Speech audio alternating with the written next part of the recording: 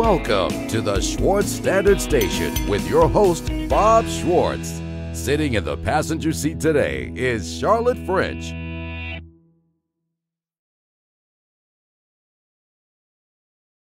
So I kind of have a question for you today about some, I guess, current events, and hopefully it'll be timely when this comes out.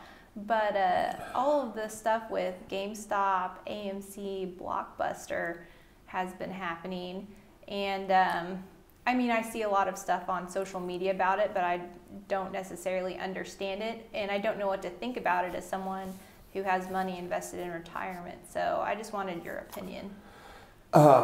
Very interesting. Very interesting. First of all, that a online gathering place can, and with very small amounts of money, but a lot of investors can basically bring the hedge fund industry to its knees, I thought was amazing. And you know, the GameStop was, what drove it up was what's called a short squeeze. And I don't want to get into boring, you know, when we're trying to fly at 40,000 feet. But suffice it to say, hedge funds had bet that GameStop would go down, and the Reddit users just kept driving it up. And so consequently, there was a large transfer of wealth during that period, and I just hope they all got out when it was at $340 a share, and not after it had fallen back down. You know, it's all very, very interesting. And Charlotte, the important thing about it is it has engaged another generation that hasn't paid any attention to the stock market. They're now engaged in it, and right. Anything that engages us in the investment process will be a positive long term. I was telling our young advisors that this week, because they were, of course, getting a lot of phone calls from their buddies. Hey, can you get me into GameStop? Hey, you know, how do I do that? And they were getting a little frustrated with it.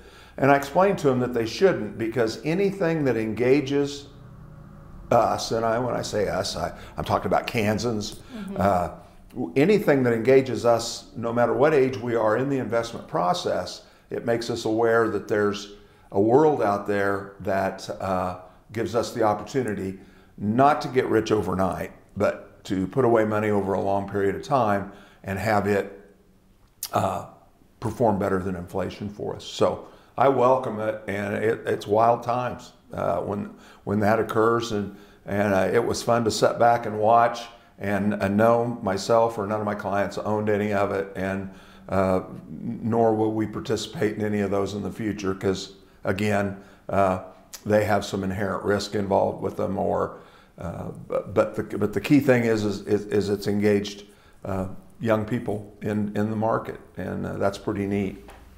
You know, Charlotte, when I think about GameStop and I think about the phone calls that we received and the clients that I met with that said, "Man, isn't this crazy?" Things like that are always pretty amazing to watch from afar. But one thing that my 44 years coming up here in 3 days, my 44 years in this industry has taught me is, let's don't get fancy. Let's don't go too deep. Fancy gets broken. We want to use, you know, time-tested, simple processes to help people accumulate money and income that'll last them for the rest of their lives. And of course, that's why we're doing the podcast. That's what we're concerned about, is what kind of an investor are you? How do we meet your needs in terms of risk tolerance? And then finally, how can we help you reach those goals towards retirement or not retiring? Many of our clients will never retire, Charlotte, until they can no longer do what they do. But how do you build up the type of wealth that you need to make sure you can take care of all the what ifs of retirement? And we're not fancy. Fancy gets broke. I've always said that. We're very straightforward in how we do things. So we're talking about the GameStop and the AMC thing, and a lot of my peers, you know, I hadn't heard a lot of them using Robinhood, which is pretty infamous now, I guess you could say, but a lot of them use Acorn, that sort of thing, and you know, Friday nights, I guess pre-COVID, when we would all catch up, everyone would be kind of chit-chatting about what their latest thing was, and what they were trying to invest in, and how that paid off. And it's almost like talking sports, I guess, which is kind of a fun thing. But in that, I guess I wonder how well is that working towards our retirement? I mean, most of us that work for a company, we have our retirement accounts and can put into it and try and watch it, that sort of thing. But you know, a lot of my friends are farmers, and they're kind of doing the Acorn thing, and like I said, that's really cool. I just wonder if that's going to be enough for them when it comes to retirement, and if there's any other apps out there that you can think of that help people. There's quite a few, actually. Too many to mention. Acorn being one of them. I think my oldest son uses Acorn. I'm pretty sure that's the one he's on.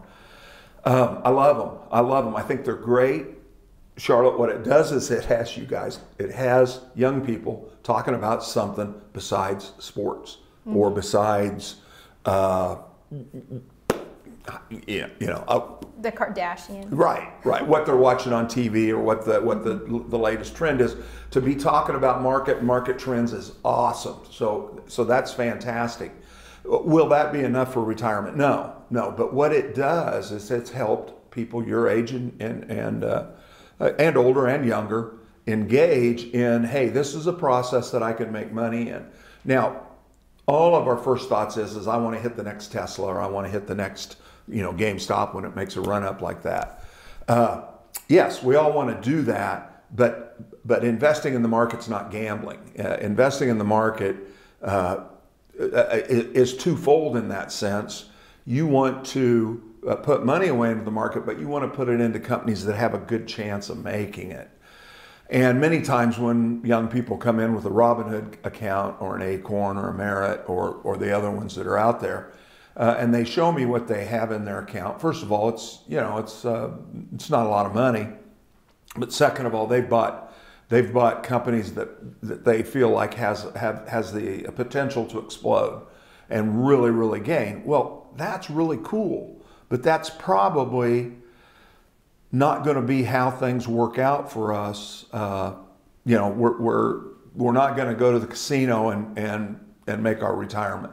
We're going to make our retirement by buying great companies. So seldom when young people come in do they have McDonald's or Nike, for instance, in their Robinhood account.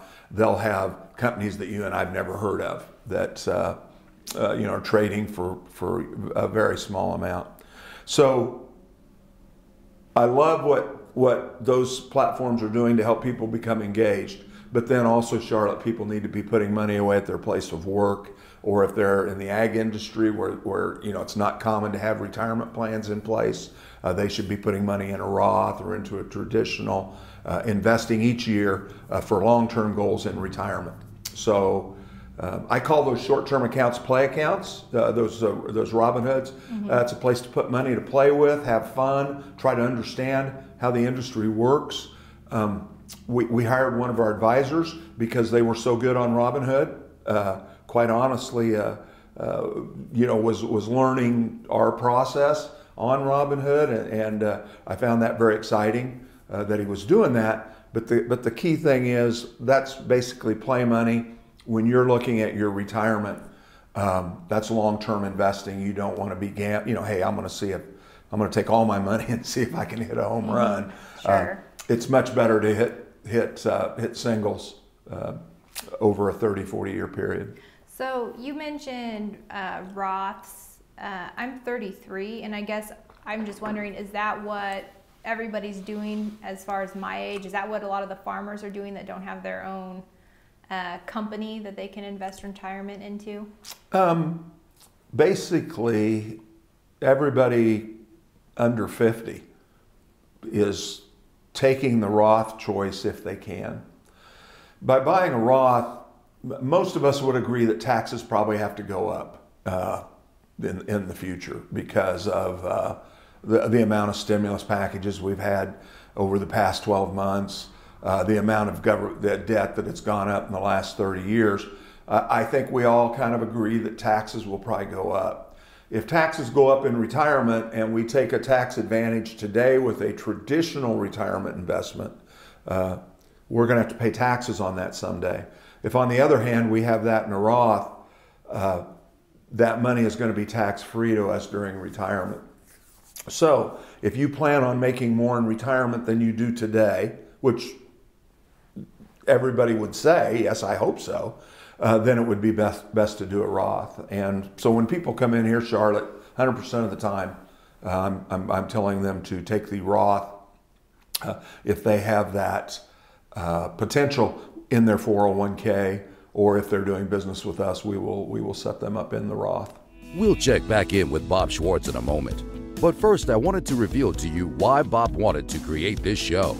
Bob is coming up on 45 years of visiting with his fellow rural Americans in regards to their financial security and succession planning. He has a plethora of wisdom, interesting stories, and insights to share. Being a constant supporter of farmers and rural Americans, he hopes to connect with and inspire their interest in planning for what the future may bring. If you want to connect with Bob, visit our website at bobschwartzfinancial.com. Okay, so we're talking a lot about what your different clients use, but who are your clients? What's your preferred client to work with? Don't really have a preferred client, but our practice is aimed at Kansas ag producers. The great majority of our investors are ag producers, Charlotte, followed by educators. Those are our two largest. Medical profession is big with us, but we design, and everything we talk about, we're trying to help the ag producer save and accumulate dollars towards retirement to help them build income. And there's all different types of investors. And you know, to put them in a box, or you know, there's 5 kinds, there's 10 kinds of investors. But basically, we run into a lot of people putting away money, and in order to be the best client they can be, it's just like going to the doctor. The best client asks good questions. They ask, you know, what are the choices I have? Do I have options looking towards my retirement? And then finally, once they put a plan in place and we pick a discipline and how we're going to do it, then we stick to the plan. And there's clients all over the spectrum, but that would be what we would consider a great client. It's not a client that doesn't ask questions. The worst thing that I ever hear is, Bob, we trust you, you just do whatever you think. That's not a game plan. That's not a game plan for any fiduciary like myself to help someone. We have to be asked questions, and we have to ask questions. So we work mostly with ag, then educators, and those are our two biggest ones, and we've been doing that for 44 years. So we're pretty good at it. Well, I think I am probably your worst client then, because I'm definitely one of those people that is, here's my money, make it grow. So I'm hoping to learn a lot from you. You know what we call that client? You know what we call that? Dazed and confused. Dazed and confused. Dazed and confused. Yeah, kind of like the movie. Depending on the day. That yeah. true. Most people are dazed and confused investors. Meaning, I'll use my wife as an example. An RN, works in a hospital, frontline worker in this pandemic that we're going through. Very good at what she does. Has absolutely no interest in even trying to understand the investment industry. So she's pretty much dazed by it. And if you start talking about it with her, she gets confused. Not because she's not smart, but she just really is out there when it comes to investing. My oldest son, who's a physician, was totally that way. Would put away a lot of money because of his industry, but had no idea where it was and didn't care. And he's 45, will be 46 this year. I finally got him engaged when he was 43. So it took me many years to get him engaged in that process. My wife, I haven't got engaged in it. That doesn't mean you can't be a successful investor, but you don't, you know, Charlotte, you want, as you age, you want to understand and learn more about the process, because I have found the more engaged you are with the process of building income for retirement, the easier it becomes for you. The more engaged in it you will be. So you're getting everything working for us dazed and confused people, and I guess your son, for example, he's 43 and he has this money. What are we doing with it? And when are you moving it around from one thing to another? I know that we talked about this earlier, and we're definitely not Robinhood people with individual stocks that nobody's heard of. But you know, when something's doing good and something's doing better, what's your strategy for that? Okay, that's a great question, Charlotte. My industry, over the 44 years I've been in it, has done a tremendous job of selling what they want to sell. And when I say that, let me bring up one huge word that we hear all the time: diversification. If we diversify your portfolio, Mr. and Mrs. Smith, what we're going to do is make you, we're going to take away risk. We're going to level out the playing field. We're going to be in commodities and precious metals and emerging markets and mature markets and overseas and worldwide and small cap, mid cap, large cap. So I think that sounds pretty good, but I think you're about to tell me maybe not.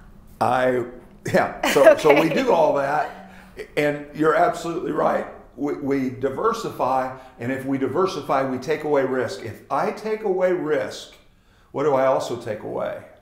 If I take away less chance of loss, I'm going to take away, there's not going to be as much growth. Okay. Because, no risk, no reward is right. Yeah. Because generally, if gold goes down, stock market goes up. If gold goes up, the market goes down. That disengages sometimes, but that's generally the way it is. What we do is singular in its goal, and I will argue for days that by doing so, we have limited the risk for our clients, because we buy American companies that have a long, just about totally buy American companies that have a long history of increasing dividends. By doing that, yes, we are concentrated in one area, but I will also say we're concentrated where we need to be, the U.S. market. And so consequently, kind of forgot where the question started. Oh, what my method was. So our method is we buy and we stay engaged in the process. We don't run from it. Because Charlotte, there is a unscalable mountain ahead of us at all times. Market's going to go down. The market's going to go down. We're due for a recession. We're due for a correction all the time. And what we have to do is look through the noise and not think about what is the market going to do the next 3 months or the next 12 months. And if I'm a Robinhood investor, I'm thinking about what the market's doing this minute. Okay? That's not how we invest for our future and for our families. We want to invest over the next 30 years. Let me ask you a question that is loaded on that. Okay. Do you have an Apple device? Yes. Okay. Do you think Apple's a good company? Yes. Do you think Apple would probably be a good company to own for the rest of your life? Yes. Yeah. And very few people would say no to that. Now, there are some people that hate Apple, and I get that. Fine. But I think Apple's probably a company that I personally want to own for the rest of my life. I'm not giving a stock tip there. I just think they're a great company. You know, I can name off some other ones. I can name off a company like Procter & Gamble. Just about everybody, Charlotte, my house, your house, just about any household in Kansas is going to have a product from Procter & Gamble in it. Some type. Procter & Gamble has paid a dividend since 1885. They have increased their dividend for 66 years. Do you think they'll pay a dividend this year? Yeah. I think they probably will. Do you think they'll increase it? I hope so. Probably a decent chance of that. No guarantee, but they have for 67 years, 66 years. That is the type of investing we do. And then we compound the dividends that we earn, and we build income through a dividend portfolio. So that's how we work, that's how we do it. And I'm sure on future broadcasts we'll go into it deeper in a little bit more detail. But that's what we do. We are very good at what we do. And if people need bonds, or they need fixed rate, or they need an annuity, or they need some kind of a guaranteed income, we've got products for that. But what we basically do, I just told you, we buy American companies that have a history of paying dividends. We stick with them unless they have a paradigm shift in their policies or in their business plan. Well, what would be a paradigm shift in a company? You know, I'm going to use the post office instead of picking a company. I think most of us would agree that the post office industry, as we, people my age, Charlotte, people getting close to 70 or 70, as we remember, the post office is gone, and it's, you know, you're looking at a dinosaur. You're looking at an industry that in the not too distant future will be totally electronic. So that would be a paradigm shift in terms of looking at an investment. Is that company going to be able to turn the corner and keep up with technology, or is that company, a perfect example would be the GameStops. The reason GameStop stock went down so far is everybody's streaming their games now. Mm-hmm. Yeah. Another example would be cable television. That's kind of, you know, cable television kicked the antenna business to the curb, and now cable television is getting kicked to the curb by streaming. So, yep. Let me ask you a question. Okay. Do you stream, or do you have cable? So it's both sides. I buy my internet from the cable company, but I stream. Okay, you don't have cable.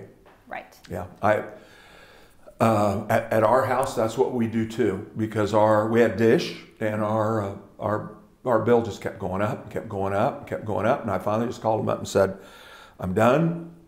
And I went to streaming, and I don't miss a Chiefs game, and I spend around $65 a month for all that, and I was spending twice that before. We're going to see the dishes are going to, you know, as internet becomes available in rural areas at a faster download speed, those companies they either have to change or they're not going to make it. What was the Blockbuster? Yeah. You know, Blockbuster's no longer around. Well, 20 years ago, Blockbuster was, you know, huge. So those would be examples of companies that we would move away from when there was a shift in how people do business. But, you know, most of the companies that I personally own in my portfolio, I have owned for years, and you know, and have not gotten rid of them. I just continue to collect those dividends. So I guess what I'm hearing is that you're choosing companies that have proven to be sustainable. Is that kind of, I guess, how you would? We would hope so. Mm-hmm. We would hope so. And it's our clients. There's a couple of things that when I started doing this back in about 20 years ago, what prompted me to was my mother taught me how to invest. And then when I became a stockbroker, I became more where I listened to what the left and right coast was telling me. And I listened to what mutual funds were telling me. And I bought into it. It made total sense to me. And it was finally in around 2001 that I came to the realization that my mother was no longer here for me to tell her that. But I finally realized that she and Warren Buffett had a much better handle on it than what I had been buying into before. By buying those individual companies that hopefully are good companies, I don't have to be a rocket scientist, and I'm not at all. But when we buy what I call good companies, we're buying companies like Apple, IBM, Microsoft, Colgate-Palmolive, Procter & Gamble, companies that we've all heard of. And I'm not making a testament there that those are good companies to buy. Not at all. I'm just saying that American companies that pay dividends is kind of where we fit in and what we do well. So yeah, buy and hold great American companies and be the advocate for our clients to make them understand why we're going to stay the course. That's what I spent most of my time doing, is justifying staying the course, especially when the market is going down, or when, like we just recently had a presidential election, a lot of phone calls before that about, do we need to get out? My goodness, what's going to happen? That happens every 4 years in our industry. And so we try to cut that off. So Bob, before we get going, I did have one more question, and it's been something that I kind of held in my back pocket and wanted to ask you about. So what is a fiduciary standard? I've heard of it, and I'm just not familiar. And so I was hoping you could explain that to me a little bit. Sure. I'm a certified financial planner. That's a CFP.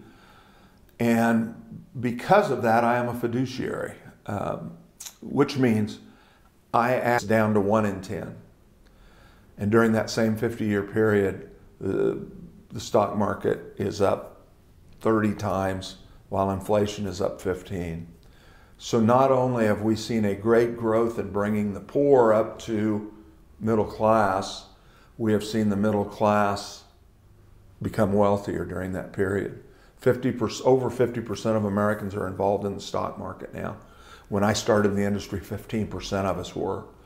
I would argue that fact alone has helped create tremendous wealth for Americans. And I think that's pretty neat, and we'll talk about that on Schwarz Standard in the future, Charlotte. Okay, thank you. That's some good news to end on. Do you have a favorite small town fact or questions for us regarding this episode? Reach out by emailing Bob or call one of our Kansas offices in Silver Lake or Victoria. Visit our website at bobschwartzfinancial.com.